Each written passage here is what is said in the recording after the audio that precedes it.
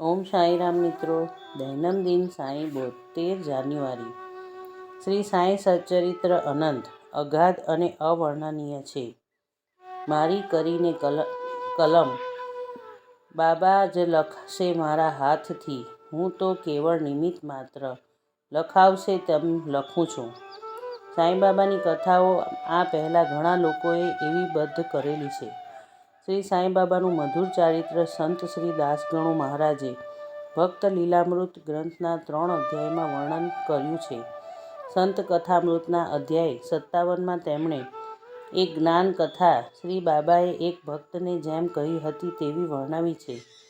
તે સિવાય રઘુનાથ સાવિત્રી ભજનમાળા આ નામથી અભંગ અને કાવ્ય સ્વરૂપે શ્રી સાંઈની અલૌકિક લીલાઓ વર્ણવેલી છે.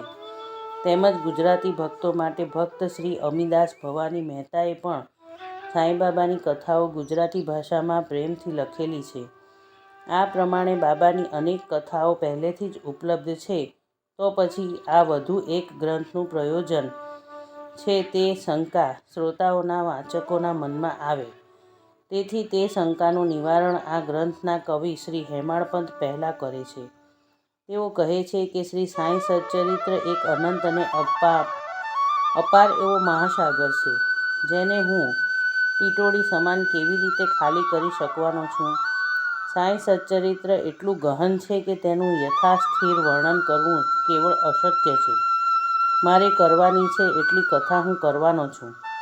વાચકો એમાં જ સંતોષ માનજો. વ્યવહારિક ઉપદેશની, બાધાના અનુભવોની, વર્મની, નિજ અને કર્મની, વેદ અને શ્રુતિ સમાન અસંખ્ય પવિત્ર કથાઓ બાબાએ કહેલી છે. તેને સાંભળતાં અન્ય સુખો ઘાસના તણખલા સમાન સામાન્ય લાગે છે.